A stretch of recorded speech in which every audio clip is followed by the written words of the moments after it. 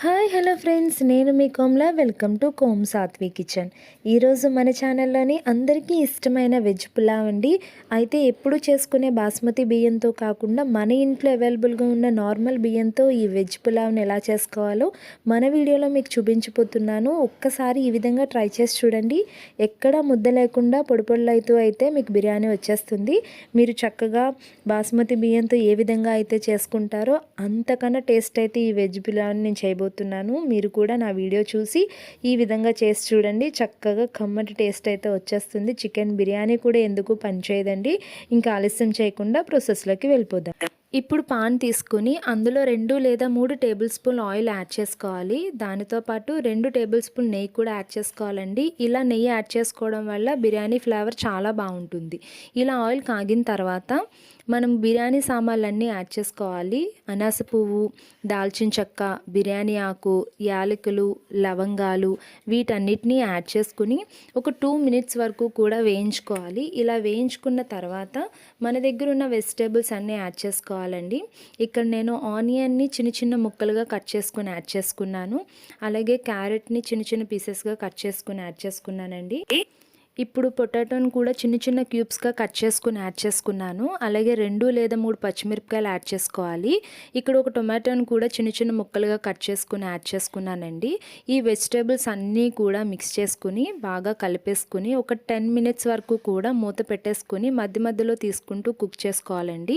ఇవన్నీ కూడా పర్ఫెక్ట్గా కుక్ అయిపోవాలండి. వెజిటేబుల్స్ అన్నీ మనం 10 మినిట్స్ తర్వాత మూత తీసి చూసినట్లయితే మన వెజిటేబుల్స్ అన్నీ కూడా పర్ఫెక్ట్గా కుక్ అయిపోయినాయండి. ఇలా కుక్ అయిన తర్వాత ఇప్పుడు మనం ఫ్రెష్గా మిక్స్ చేసుకున్న అల్లం వెల్లుల్లి పేస్ట్ యాడ్ చేసుకోవాలి. అయితే ఇక్కడ అల్లం వెల్లుల్లి పేస్ట్తో పాటు నేను కొబ్బరిని కూడా మిక్స్ చేసుకున్నానండి. ఇలా ఈ కొబ్బరి పేస్ట్ని కూడా అల్లం వెల్లుల్లి పేస్ట్తో యాడ్ చేసుకోవడం వల్ల మన వెజ్ పులావ్ అనేది చాలా టేస్ట్ అయితే వస్తుందండి. అచ్చం రెస్టారెంట్లో ఉన్న వెజ్ బిర్యానీ టేస్ట్ అయితే వచ్చేస్తుంది. ఒక్కసారి ఈ విధంగా కొబ్బరిని కూడా యాడ్ చేసి చూడండి. వెజ్ బిర్యానీ చాలా అంటే చాలా బాగుంటుంది. సో ఈ విధంగా యాడ్ చేసుకున్న తర్వాత దీనిని కొంచెం పచ్చివాసన పోయే వరకు వేయించుకోవాలండి. ఇప్పుడు ఆల్రెడీ నానబెట్టుకున్న రైస్ని తీసుకోవాలండి. నేను 30 మినిట్స్ వరకు కూడా ఈ రైస్ని నేను నానబెట్టుకున్నాను. సో ఇప్పుడు ఈ రైస్ని యాడ్ చేసుకొని వెజిటేబుల్స్కి అన్నిటిని మిక్స్ చేసి ఒక 2 మినిట్స్ కుక్ అవనివ్వాలండి. ఇలా చేయడం వల్ల మనకి వెజ్ పులావ్ అనేది ఎక్కడా కూడా ముద్ద లేకుండా పొడిపొల్లాడుతూ వస్తుంది.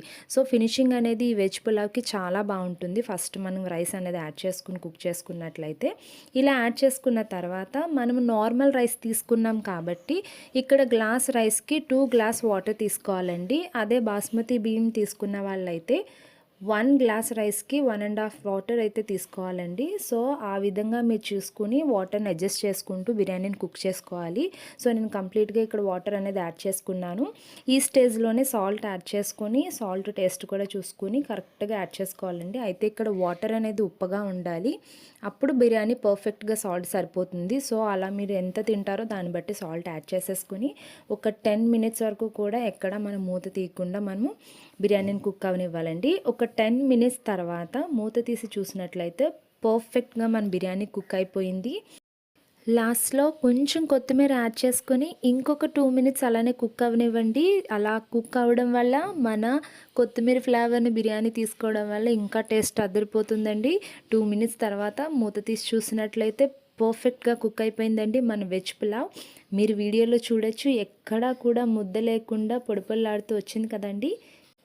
చూస్తేనే నోరూరుతుంది కదండి. ఇంకెందుకు ఆలస్యం, మీరు కూడా మీ కిచెన్లోకి వెళ్ళిపోయి ఈ విధంగా ట్రై చేసి చూడండి. మీ బిర్యానీ తిన్న వాళ్ళందరూ మీకు 100కి 100 మార్క్స్ అయితే ఇచ్చేస్తారు. ఎప్పుడు బాస్మతి బియ్యంతోనే చేసేదానికన్నా ఒక్కసారి నార్మల్ బియ్యంతో ట్రై చేసి చూడండి. ఖచ్చితంగా టేస్ట్ అద్దరిపోతుంది. నాన్ వెజ్ ఇష్టపడే వాళ్ళైతే చికెన్, మటన్ ఎందులో తిన్నా సరే రెస్టారెంట్లో తిన్నంత ఫ్లేవర్ అయితే మీకు కనబడిపోతుంది. అలాగే వెజ్ తినే వాళ్ళైతే paneer curry, meal maker, mushroom కర్రీలో తిని చూడండి, చాలా బాగుంటుంది టేస్ట్ అయితే. ఇంకా ఆలస్యం చేయకుండా వీడియోని ఎక్కడ స్కిప్ చేయకుండా ఈ విధంగా బిర్యానీ ట్రై చేసి చూడండి, చాలా బాగుంటుంది.